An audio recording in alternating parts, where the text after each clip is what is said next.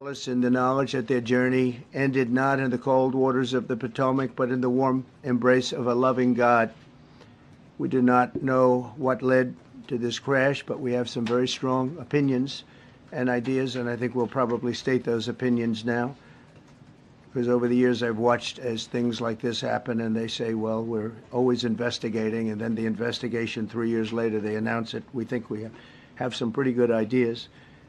But we'll find out how this disaster occurred, and we'll ensure that nothing like this ever happens again. The FAA and the NTSB and the U.S. military will be carrying out a systematic and comprehensive investigation. Our new Secretary of Transportation, Sean Duffy, his second day on the job when that happened. It's a rough one. We'll be working tirelessly. He's a great gentleman. The whole group these are great people, and they are working tirelessly to figure out exactly what happened. We will state certain opinions, however. I'm also immediately appointing an acting commissioner to the FAA, Christopher Rocheleau, a 22-year veteran of the agency, highly respected. Christopher, thank you very much. Appreciate it. We must have only the highest standards for those who work in our aviation system. I changed the Obama standards from very mediocre at best to extraordinary. You remember that. Only the highest aptitude, they have to be the highest intellect and psychologically superior people were allowed to qualify for air traffic controllers.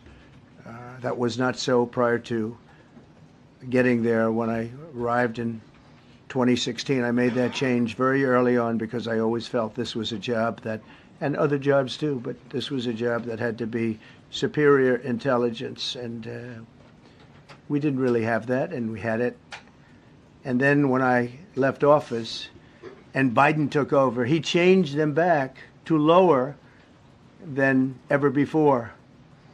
I put safety first. Obama, Biden, and the Democrats put policy first. And they put politics at a level that nobody's ever seen, because this was the lowest level. Their policy was horrible, and their politics was even worse. So as you know, last week, long before the crash, I signed an executive order restoring our highest standards for air traffic controllers and other important jobs throughout the country. So it was very interesting. About a week ago, almost upon entering office, I signed something last week that was an executive order, very powerful, on restoring the highest standards of air traffic controllers and others, by the way. Then my administration will set the highest possible bar for aviation safety. We have to have our smartest people. It doesn't matter what they look like, how they speak, who they are. It matters intellect, talent, the word talent. They have to be talented, naturally talented geniuses. You can't have regular people doing that job. They won't be able to do it. But we'll restore faith in American air travel. I'll have more to say about that. I do want to point out that various articles that appeared prior to my entering office, and here's one. The FAA's diversity push includes focus on hiring people with severe intellectual and psychiatric disabilities. That is amazing.